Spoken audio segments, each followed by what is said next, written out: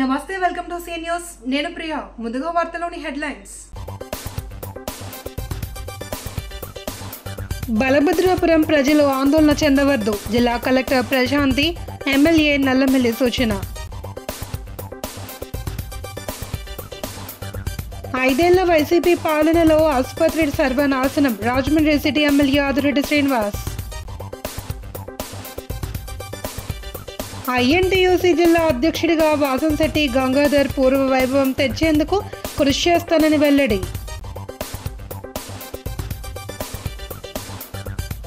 అంబేద్కర్ విగ్రహాన్ని అవమానించడం దారుణం, దోషులను అరెస్ట్ చేయాలి అని టీకే డిమాండ్. ఎస్సీ వర్గీకరణ బిల్లును వెంటనే విరమించుకోవాలి, మోరంపూడి జంక్షన్లో పోరాట సమితి భారీ ర్యాలీ. బిక్కవోలు మండలం బలభద్రాపురం గ్రామంలో క్యాన్సర్ కేసుల పెరుగుదలపై లేవనెత్తిన సమస్యకు స్పందిస్తూ జిల్లా అధికార యంత్రాంగం, వైద్య ఆరోగ్య శాఖ సంయుక్తంగా తక్షణ చర్యల్లో భాగంగా ఇంటింటి సర్వే చేపట్టడం జరిగింది అని జిల్లా కలెక్టర్ పి ప్రశాంతి తెలిపారు. గ్రామంలో పర్యటించిన collector Prashanthi Anaparthi MLA Nallamilli Ramakrishna Reddy cancer screening క్యాంప్ను పరిశీలించారు. ఎమ్మెల్యే నల్లమిల్లి రామకృష్ణారెడ్డి ఆంధ్రప్రదేశ్ శాసనసభలో ఈ విషయాన్ని ప్రస్తావించడంతో అధికార యంత్రాంగం అప్రమత్తమైన ప్రత్యేక వైద్య బృందాలను నియమించింది.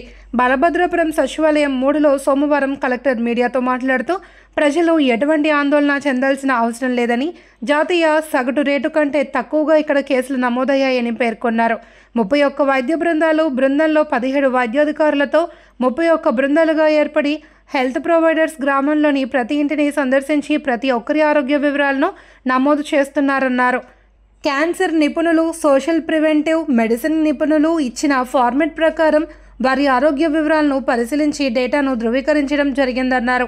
ఎమ్మెల్యే నల్లమిల్లి మాట్లాడుతూ రాష్ట్ర అసెంబ్లీలో లేవనెత్తిన సమస్య విషయమై రాష్ట్ర ప్రభుత్వం, జిల్లా కలెక్టర్ స్పందించి క్షేత్రస్థాయిలో ఇంటింటి సర్వే చేపట్టడం జరిగిందన్నారు. రానున్న రోజుల్లో పరీక్షలు నిర్వహించేందుకు ఏర్పాట్లు చేయాలి అని కోరడం జరిగింది అని, ఆ మేరకు చర్యలు తీసుకుంటామని తెలిపారు. ప్రజలు కూడా సహకరించి పరీక్షలు నిర్వహించేందుకు ముందుకు రావాలి అని కోరారు.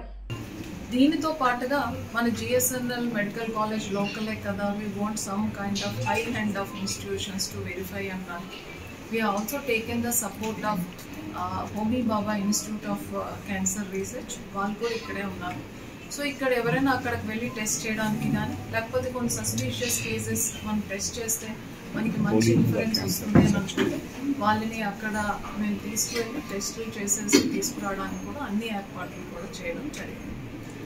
సో ఈ ప్రెస్ కాన్ఫరెన్స్ ద్వారా నా ఒపీనియన్, అదర్వైజ్ నా రిక్వెస్ట్ ఏంటంటే, సో నెంబర్ ఆఫ్ కేసెస్ ఇక్కడ మనం ఐడెంటిఫై అయినవి కానీ, number of cases deaths identify అయినవి కానీ మనకి నేషనల్ యావరేజ్ అండ్ స్టేట్ యావరేజ్కి దగ్గరగానే ఉన్నాయి.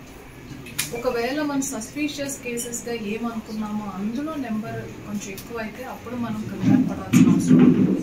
అలా ఉండదు అని ప్రస్తుతానికి మన డేటా ప్రకారం అనుకుంటున్నాం. ప్రైవేట్ ఆసుపత్రులకు ధీటుగా రాజమండ్రి ప్రభుత్వ ఆసుపత్రిలో వైద్య సేవలు అందించేందుకు అన్ని విధాలా కృషి చేస్తున్నట్లు సిటీ ఎమ్మెల్యే ఆదిరెడ్డి శ్రీనివాస్ చెప్పారు. ఈ ఆసుపత్రిని పూర్తి స్థాయిలో ప్రక్షాళన చేస్తున్నామని, భవిష్యత్తులో రోగులకు సూపర్ స్పెషాలిటీ సేవలు అందేలా తీర్చిదిద్దుతామని చెప్పారు. సోమవారం ప్రభుత్వ ఆసుపత్రిని సందర్శించిన ఎమ్మెల్యే ఆదిరెడ్డి మీడియాతో మాట్లాడుతూ గత 5 ఏళ్ల వైసీపీ పాలనలో ఈ ఆసుపత్రిని అన్ని విధాలా సర్వనాశనం చేశారని, స్థానిక వైసీపీ ప్రజాప్రతినిధులు ఆసుపత్రిని పట్టించుకోకుండా నిర్లక్ష్యంగా వ్యవహరించారని ఆగ్రహం వ్యక్తం చేశారు. వైసీపీ పాలనలో సిబ్బంది నిర్లక్ష్యంగా వ్యవహరించడం, పనిచేయడం మర్చిపోయి రోగులను చీదరించుకునేవారున్నారు. కూటమి ప్రభుత్వం అధికారంలోకి రాగానే ఆ పరిస్థితిని సరిదిద్ది సమస్యలు తొలగించేందుకు ఆసుపత్రి కమిటీ వేశామని చెప్పారు.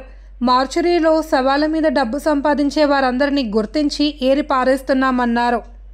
రాష్ట్ర వైద్య శాఖ మంత్రి సత్యకుమార్ యాదవ్ రివ్యూ చేసి సిబ్బంది కొరత తీర్చడానికి హామీ ఇచ్చారని, అయినా ఇంకా 40% సిబ్బంది కొరత ఉందని చెప్పారు. ఈ లోటు భర్తీ చేసి రోగులకు మెరుగైన వైద్య సేవలు అందించేందుకు ఐఎంఏ వైద్యులు సహకారం కోరినట్లు చెప్పారు. అనంతరం ఎమ్మెల్యే ఆసుపత్రిలో గైనిక్ ఎంసీహెచ్ బ్లాక్ 1.5 కోట్లతో ఏర్పాటు చేసిన ఫైబ్రో లివర్ స్కాన్ను ప్రారంభించారు.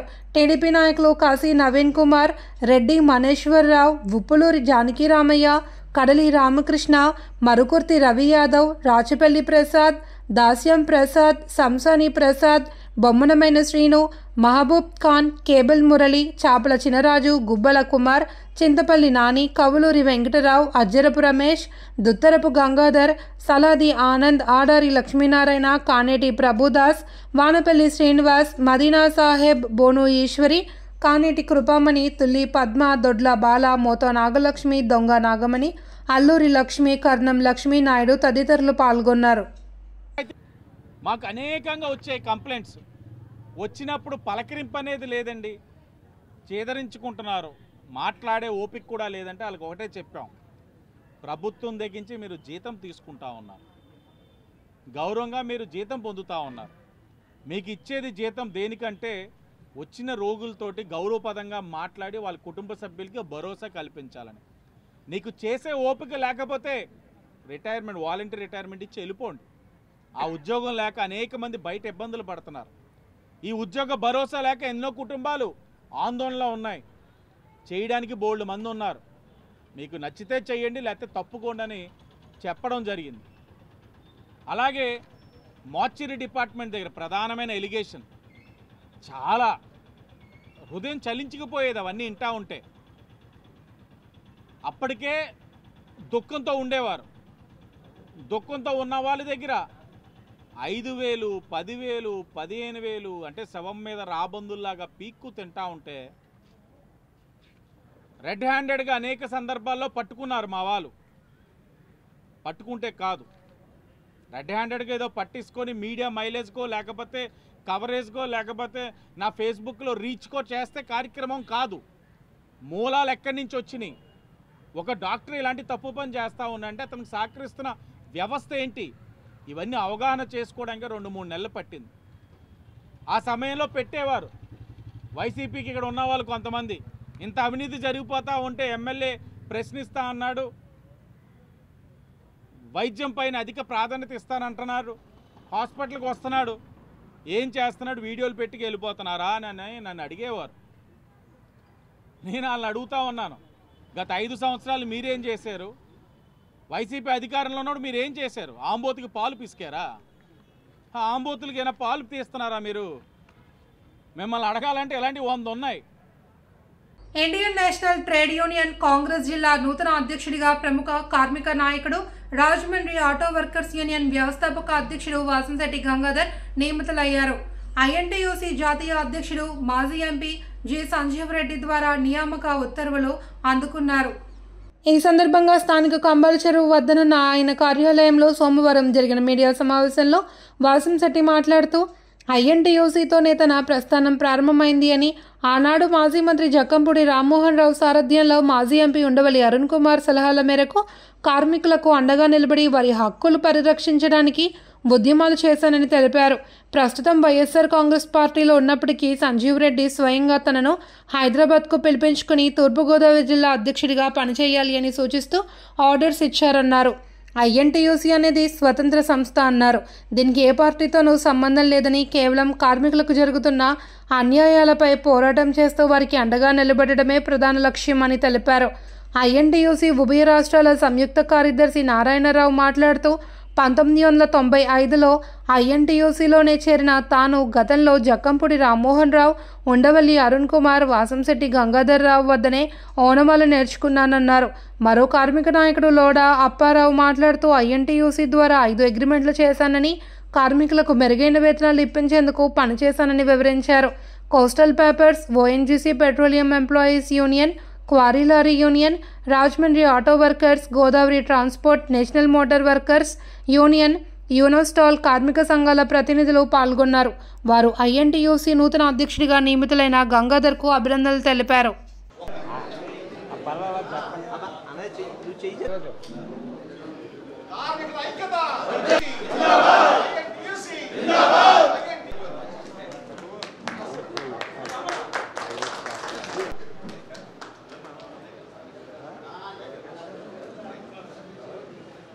నేను జిల్లా ఐఎన్టీసీ అధ్యక్షుడిగా కూడా పనిచేశాను. వాళ్ళు మళ్ళీ ఆల్ ఇండియా ఐఎన్టీసీ అధ్యక్షులు గౌరవనీయులు సంజీవ్ రెడ్డి గారు, అఖిల భారత ఐఎన్టీసీ అధ్యక్షులు, రాష్ట్ర ఐఎన్టీసీ అధ్యక్షులు ప్రపంచ కార్మిక సంఘాలకు ఉపాధ్యక్షులైనటువంటి గౌరవనీయులు శ్రీ జి సంజీవ్ రెడ్డి గారికి ఇప్పటికి దరిదాపు 95 సంవత్సరాలు వచ్చినాయి. 95 సంవత్సరాల నేపథ్యంలో కూడా ఆయన ఎక్కడా అలుపెరగని పోరాటం చేస్తూ ఇవాళ మళ్ళీ కార్మిక సంఘాలని మళ్ళా బలోపేతం చేస్తూ ఎప్పుడూ లేనిది ఆయన ప్రత్యేకించి హైదరాబాద్ పిలిపించుకుని తూర్పుగోదావరి జిల్లా ఐఎన్టీసీ అధ్యక్షులుగా ఉండాలి మీరు అని చెప్పి మొన్న ఆర్డర్స్ ఇష్యూ చేయటం జరిగింది. ముఖ్యంగా మీ అందరికీ ఇవాళ నన్ను అక్కడికి పనిగట్టుకుని సంజీవ్ రెడ్డి గారు ఉభయ రాష్ట్రాల ఐఎన్టీసీ జాయింట్ సెక్రటరీ నారాయణరావు గారు ఓఎన్జీసీలో ప్రముఖ పాత్ర పోషిస్తున్నారు. ఆయన్ని నువ్వు గంగాధర్ గారిని తీసుకురావాలి అని చెప్పేసానని చెప్పడం, ఆయన మళ్ళీ నన్ను ఇక్కడి నుంచి అక్కడ తీసుకెళ్ళడం జరిగింది. ఆయన జిల్లా ఐఎన్టీసీ అధ్యక్షుడిగా నన్ను అపాయింట్ చేస్తూ ఆర్డర్ ఇవ్వడం జరిగింది. ఐఎన్టీసీలో నేను అడుగుపెట్టింది 1995 సంవత్సరంలో. ఇదే గంగాధరం గారు, ఆ పక్కన జక్కమూడి రామ్మోహన్ గారు, ఓ పక్కన అరుణ్ కుమార్ గారు నాకు ఓనమాలు నేర్పారు. అప్పటి వరకు నేను ఓఎన్జీసీలో 91లో జాయిన్ అయ్యాను, 95లో ఓఎన్జీసీలో యూనియన్ పెట్టా. ఆ సమయంలో నాకేం తెలీదు. అలాంటి వ్యక్తిని ట్రేడ్ యూనియన్ అంటే ఏంటి, ఎలా మాట్లాడాలి, ప్రెస్ అంటే ఏంటి అనేది నా పక్కన కూర్చోబెట్టి జక్కమూడి రామ్మోహన్ గారు ఆయన నా మైక్ ఇచ్చి ఎలా మాట్లాడాలని అలా పరిచయం చేసుకుంటూ నా జీవనం అనేది స్టార్ట్ చేశా. ఈ రోజుకి 30 సంవత్సరాలు పెట్టి ఐఎన్టీయూసీ ఏ పార్టీకి సంబంధం లేదండి.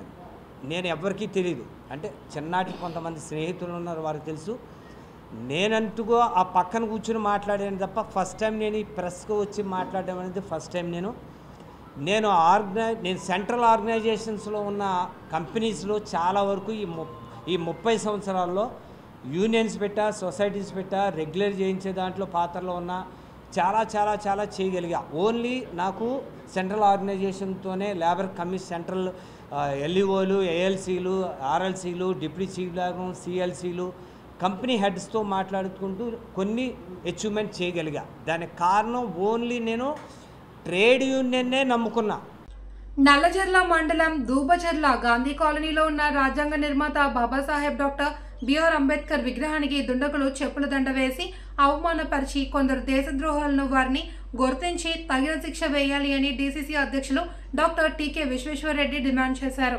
ఈ మేరకు కాంగ్రెస్ నియోజకవర్గాల కోఆర్డినేటర్లు సీనియర్ నాయకులతో కలిసి రాజమహేంద్రవరంలో జిల్లా ఎస్పీ డి నరసింహకిషోర్ను ఆయన కార్యాలయంలో కలిసి వినతిపత్రం అందజేశారు. అనంతరం ఆయన మీడియాతో మాట్లాడుతూ అంబేద్కర్ విగ్రహాన్ని అవమానించడం అంటే దేశాన్ని, రాజ్యాంగాన్ని అవమానించినట్టుగానే భావిస్తామన్నారు. దేశంలో ఉన్న ప్రజలందరూ కుల మతాలకు అతీతంగా అంబేద్కర్ను దేవుడిగా కొలుస్తున్నారన్నారు. జిల్లా పోలీసులు ఇప్పటికే దీనిపై కేసు నమోదు చేశారన్నారు. ఇంకా దోషుల్ని అరెస్ట్ చేయకపోవడం విచారకరమని వ్యాఖ్యానించారు.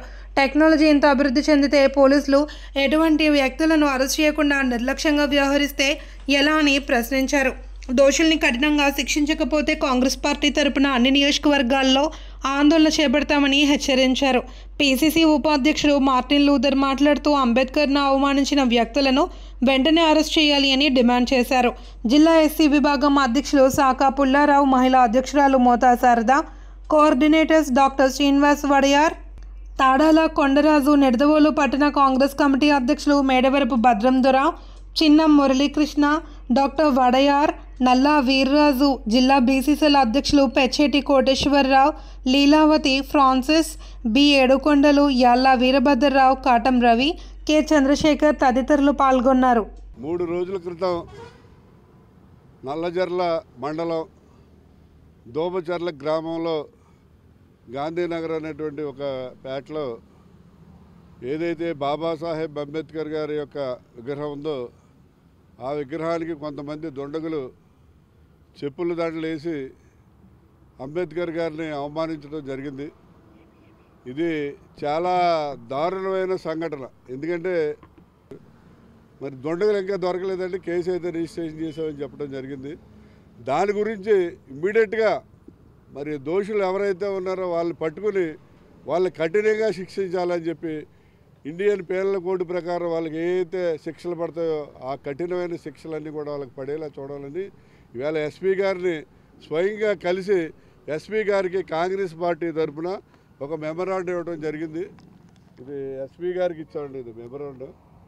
ఆయన స్వయంగా ఎస్పీ గారి మెమరాండం తీసుకోవడం జరిగింది. రాజ్యాంగ నిర్మాత డాక్టర్ బాబాసాహెబ్ అంబేద్కర్ గారిని భారతదేశం అంతా ఒక దేవుళ్ళ కొలుస్తుంది.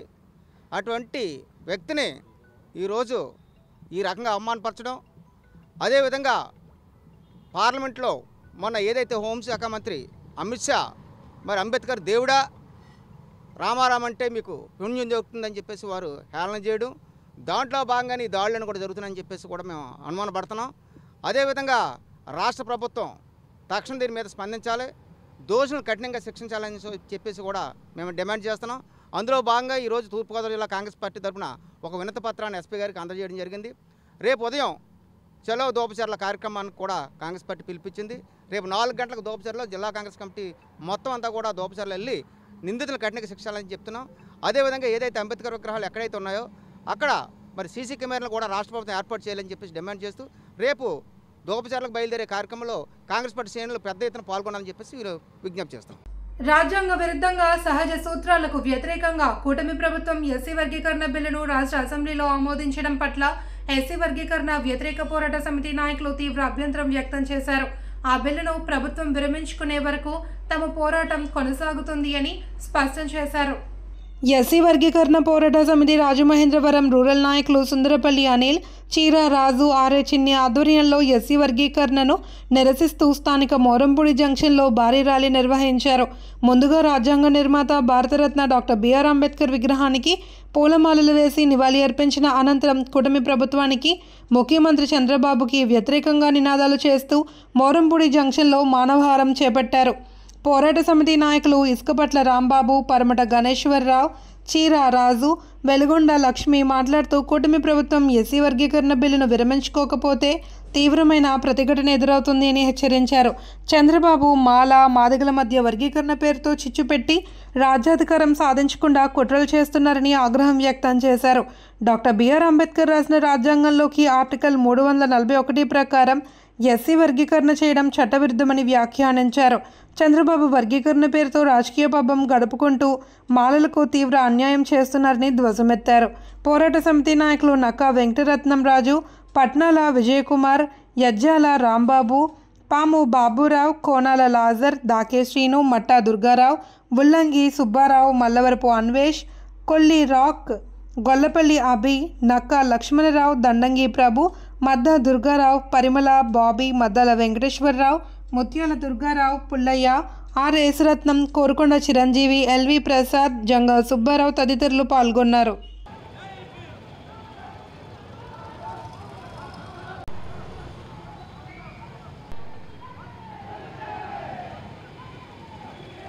వర్గీకరణ బిల్లును 5 ధర్మాసనంతో కూడిన సుప్రీంకోర్టు కొట్టివేసినప్పటికీ ఈ కుల మత రాజకీయాలతో అధికారంలోకి వచ్చినటువంటి బీజేపీ ప్రభుత్వం మరి దాన్ని వాళ్ళ యొక్క ప్రభుత్వ అధికారంతో మరి ఒక 7 జడ్జీలతో ఒక తప్పుడు జడ్జిమెంట్ని ఇప్పించిందని సందర్భంగా తెలియజేస్తున్నాం. ఆ జడ్జిమెంట్ ఆధారంగా ఇప్పుడు చంద్రబాబు నాయుడు మరలా అన్యాయంగా, అక్రమంగా, అసహజంగా ఈ వర్గీకరణ బిల్లును తీసుకురావడం జరిగింది. చంద్రబాబు నాయుడు గుర్తుపెట్టుకో, ఖచ్చితంగా భవిష్యత్తులో ఈ వర్గీకరణ బిల్లును ఉపసంహరించుకోకపోతే తగిన బుద్ధి చెప్తామని చెప్పేసి ఈ సందర్భంగా హెచ్చరిస్తున్నాం. రాజ్యాంగ విరుద్ధంగా మరి ఆర్టికల్ 341 విరుద్ధంగా మొన్న ఆగస్టు 1వ తారీఖున ఏదైతే సుప్రీంకోర్టు ఇచ్చిందో దానికి కూడా విరుద్ధంగా వేళ ఏకపక్షంగా మరి చంద్రబాబు నాయుడు తీసుకున్నటువంటి ఎస్సీ వర్గీకరణ బిల్లు వెంటనే ఉపసంహరించుకోవాలి. మరి మనం మరి ఎస్సీలకు సంబంధించినటువంటి 28 పదాలు ఎత్తేసి మరి జగన్మోహన్ రెడ్డి 155 సీట్లలో 11గా పరిమితం అయ్యాడు.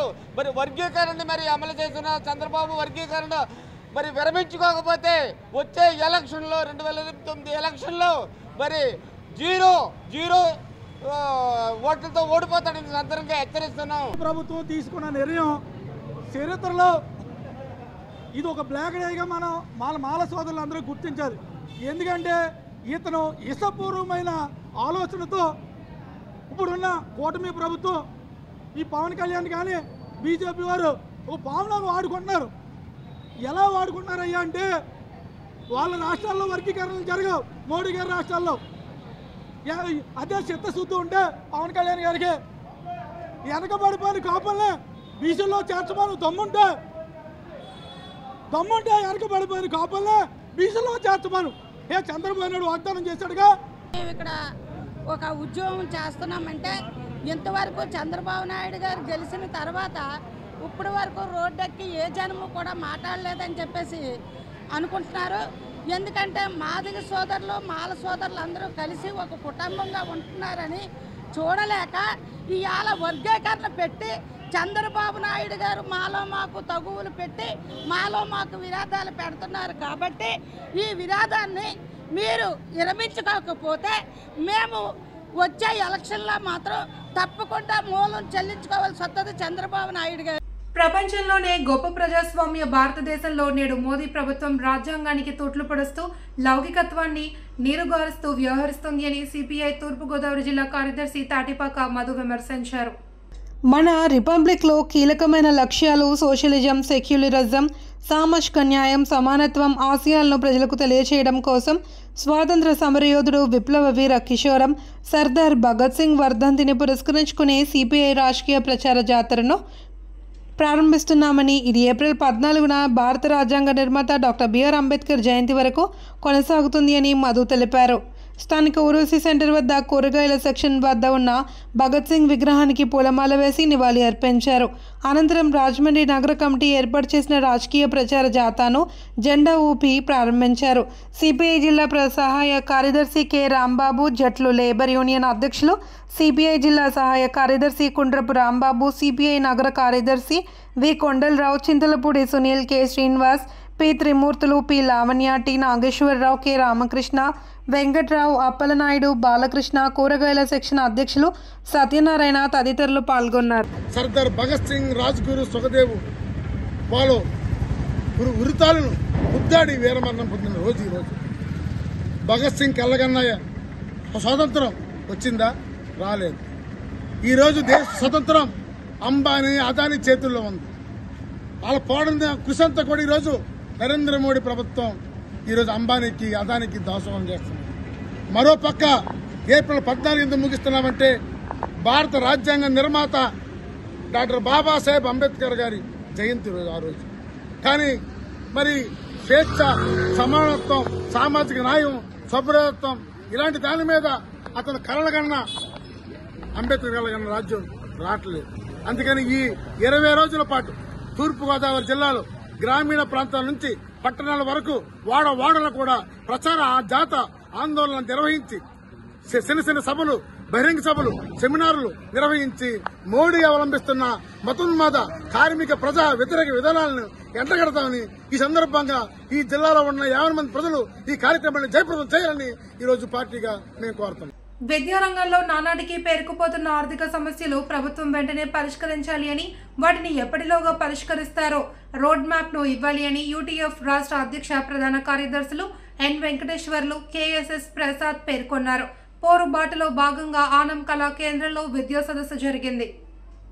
యూటీఎఫ్ రాష్ట్ర కార్యదర్శి ఎన్ అరుణకుమారి అధ్యక్షతన జరిగిన ఈ కార్యక్రమంలో ప్రధాన కార్యదర్శి ప్రసాద్ మాట్లాడుతూ గత ప్రభుత్వం ఉపాధ్యాయులకు 20,000 కోట్లు బకాయిలు పెట్టి వెళ్లిపోయిందన్నారు. గంపెడు ఆశలు పెట్టుకున్న ఈ ప్రభుత్వం కూడా 9 నెలలు కావస్తున్న ఉపాధ్యాయుల బకాయిలపై సరైన శ్రద్ధ చూపించట్లేదని, దాంతో బకాయిలు 30,000 కోట్లకు పెరిగిపోయాయన్నారు. ప్రభుత్వం తక్షణం బకాయిలు చెల్లించాలన్నారు. 29% ఐఆర్ ప్రకటించి 12వ పీఆర్సీ కమిటీ వేయాలి అని డిమాండ్ చేశారు. కేంద్ర ప్రభుత్వ ప్రకటన ప్రకారం 2003 డిఎస్సి ఉపాధ్యాయులకు తక్షణమే పాత పెన్షన్ విధానం అమలు చేయాలి అని, ఉపాధ్యాయులకు రావాల్సిన డిఏలు, పీఆర్సీలు, ఏరియల్ సరెండర్ లీవులు, మెడికల్ రియంబర్స్మెంట్లు ఎప్పటిలోగా చెల్లిస్తారో రోడ్ మ్యాప్ ఇవ్వాలి అని డిమాండ్ చేశారు. రాష్ట్ర అధ్యక్షులు వెంకటేశ్వర్లు, పట్టభద్రుల ఎమ్మెల్సీ ఇల్లా వెంకటేశ్వరరావు, ఉపాధ్యాయ ఎమ్మెల్సీ బొర్రా గోపీమూర్తి తదితరులు మాట్లాడారు. రాష్ట్ర కార్యదర్శి కె శ్రీదేవి, తూర్పుగోదావరి, అంబేద్కర్ కోనసీమ, కాకినాడ, పశ్చిమ గోదావరి, అల్లూరి సీతారామరాజు జిల్లాల అధ్యక్ష ప్రధాన కార్యదర్శులు P Jayakar, A Sharif, Surendra, MTV Subbarao, CH Suribabu, KVV Nageswara Rao, Vijayaramaraju, Ramabhadram, Krishna తదితరులు పాల్గొన్నారు. వైఎస్ఆర్సీపీ ప్రభుత్వం అయినా ఈ రోజు ఉన్నటువంటి తెలుగుదేశం లేదా కూటమి ప్రభుత్వం అయినా వాళ్ళు చెప్పేది ఏంటంటే న్యూ ఎడ్యుకేషన్ పాలసీ యాక్ట్ నే తూచా తప్పకుండా అమలు చేస్తున్నటువంటి పరిస్థితి అయితే మనకి కనబడతా ఉంది. విద్యారంగం మీద పెద్ద ఎత్తున దాడి కనబడతా ఉంది. ఒకవైపు మోడల్ స్కూల్ అని చెప్పి మభ్య పెడుతున్నటువంటి పరిస్థితి కనబడతా ఉంది. అటువంటి విద్యారంగాన్ని కాపాడుకోవడానికి మనం మరిన్ని కార్యకలాపాలు చేయవలసినటువంటి అవసరం కూడా ఉందని చెప్పి కూడా ఈ సందర్భంగా తెలియజేస్తా ఉన్నాం. అసలు ప్రజాస్వామ్యం అనే మాట ఎట్లా వచ్చింది, ఎన్నికలు ఎట్లా ఉనికిలోకి వచ్చింది?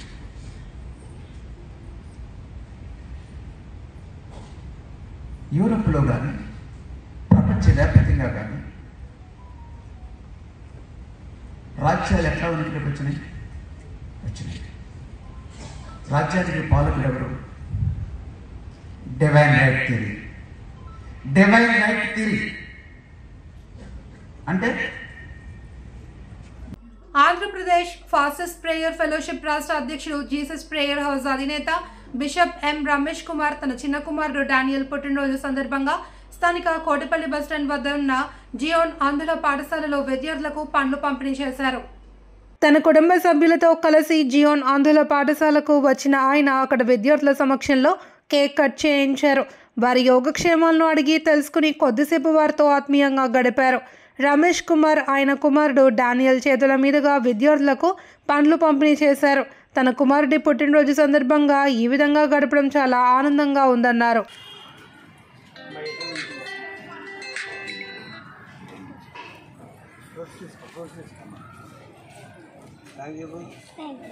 ప్రజా సంక్షేమమే ధ్యేయంగా కూటమి ప్రభుత్వం పనిచేస్తుంది అని రాజమహేంద్రవరం రూరల్ శాసనసభ్యులు గోరెట్ల బుచ్చ చౌదరి పేర్కొన్నారు. హుకుంపేట రూరల్ మండలం ప్రజా పరిషత్ కార్యాలయంలో సోమవారం జరిగిన ఆదరణ అవగాహన సదస్సులో ఆయన ముఖ్య అతిథిగా పాల్గొన్నారు. గోరెంట్ల మాట్లాడుతూ అధికారంలోకి వచ్చిన కొద్ది రోజుల్లోనే అభివృద్ధి కార్యక్రమాలకు నాంది పలికామని, రాష్ట్రంలో అనేక ఆర్థిక ఇబ్బందులు ఉన్నప్పటికీ కూడా ప్రజా సంక్షేమమే ధ్యేయంగా ముందుకు వెళ్తున్నామని తెలిపారు. ఆనాటి తెలుగుదేశం ప్రభుత్వ హయాంలో ఆదరణ పథకం పేరుతో వివిధ కుల వృత్తుల వారికి అనేక రకాల పనిముట్లను అందించామని, గత ప్రభుత్వం ఈ పథకాన్ని తుంగలో తొక్కి ప్రజలకు ఇవ్వవలసిన పనిముట్లను గోదాములకే పరిమితం చేసి తుప్పుపట్టి పాడైపోయేలా చేసింది అని, కొట్టు మిషన్లు, సైకిళ్లు, అనేక రకాల పనిముట్లు, కంప్యూటర్లను కూడా నాశనం చేశారని తెలిపారు. కూటమి ప్రభుత్వం ఏర్పడిన వెంటనే బలహీన వర్గాలకి చేయూత అందించే విధంగా తిరిగి ఆదరణ పేరుతో పనిముట్లను అందించే కార్యక్రమాన్ని ప్రారంభించిన ముఖ్యమంత్రి నారా చంద్రబాబు నాయుడికి, ఉప ముఖ్యమంత్రి పవన్ కళ్యాణ్కి ధన్యవాదాలు తెలిపారు. ఈ కార్యక్రమంలో ఎంపీడీఓ డి శ్రీనివాసరావు, మండల టీడీపీ అధ్యక్షులు Matseti Prasad, tourism corporation director Vasireddy Rambabu, Marni Vasudev, Pennamareddy Eswarudu, Panduri Apparao, చప్పా Chinnarao, Yanapu యేసు, పిన్నింటి ఏకబాబు, మట్టా శ్రీను, దారా అన్నవరం పంచాయతీ కార్యదర్శులు పాల్గొన్నారు. కానీ గత ప్రభుత్వం ఆఖరిలో వచ్చిన సామాన్యంగా చెత్తకొప్పలు వేసేస్తుంది. కుట్టు మిషన్ దగ్గర నుంచి, సైకిల్ దగ్గర నుంచి, పిల్లలకి ఇచ్చే సైకిల్ దగ్గర అన్ని చెత్తకొప్పలు వేశారు. కంప్యూటర్లు పాడు చేశారు. ఇవాళ అందుకనే ఇన్ని ఆర్థిక ఇబ్బందులు ఉన్నా మన చంద్రబాబు గారు, పవన్ కళ్యాణ్ గారు మాట్లాడి ఇవాళ వివిధ వృత్తుల వారికి పనిముట్లు ఇవ్వాలి, వారికి నచ్చిన పనిముట్లు ఇవ్వాలని ఆలోచన మనం వెళ్తున్నాం. బ్యాంక్ లింకేజ్ లోన్లు ఇస్తా ఉన్నాం. గతంలో బీసీలకి, కాపులకి, ఎస్సీలకి ఎన్ని లోన్లు ఇచ్చే మైనార్టీకి ఇచ్చేవాళ్ళు. ఇవాళ ఏమైంది, 5 ఏళ్ళు ఒక్క లోన్ రాలా. సెల్ఫ్ ఎంప్లాయ్మెంట్ స్కీమ్ లేదు. హౌసింగ్లో దగా జరిగింది, జగనన్న కాలనీలో దగా జరిగింది, ఇళ్లలో దగా జరిగింది. ఇవాళ మన పాత బాకీ తీయబోతున్నాం. 1600 కోట్ల రూపాయలు పెండింగ్ ఉంది, అది కూడా క్లియర్ చేస్తారని చెప్పారు ముఖ్యమంత్రి గారు. ఆనాడు మనం కట్టిన ఇళ్ళకి, అలాగే నీరు ఇక్కడిలో కొన్ని పెండింగ్ ఉండిపోయిన అవి కూడా ఈరోజు నిర్ణయించారు. బిల్లులు పెట్టిన వారికి మరలా కొత్తగా కార్యక్రమంలోకి వెళ్తున్నాం. ఇవాళ ఒక్కొక్కరికి కాలంలో బాగు చేయడానికి డబ్బు ఇవ్వాలి కదా ప్రభుత్వం. ఇవాళ డబ్బు ఇచ్చారు. మన దగ్గర దాదాపు 1,20,00,000 రూపాయలు ఇచ్చారు కాలంలో బాగు చేయమని. ఇవాళ అలాగే ఆదరణలో లోన్స్ వస్తూ ఉన్నాయి, పనిముట్లు వస్తున్నాయి. బీసీలో వివిధ వృత్తుల వారికి లోన్స్ వస్తున్నాయి. మనకు వచ్చిన లిస్ట్ అంతా మీకు ఇచ్చాం. వార్తలు ముగించే ముందు హెడ్లైన్స్ మరొకసారి. బలభద్రాపురం ప్రజలు ఆందోళన చెందవద్దు, జిల్లా కలెక్టర్ ప్రశాంతి, ఎమ్మెల్యే నల్లమిల్లి సూచన. 5 ఏళ్ల వైసీపీ పాలనలో ఆసుపత్రి సర్వనాశనం, Rajahmundry city MLA Adireddy Srinivas. INTUC జిల్లా అధ్యక్షుడిగా వాసంశెట్టి గంగాధర్ పూర్వ వైభవం తెచ్చేందుకు కృషి చేస్తానని వెల్లడి.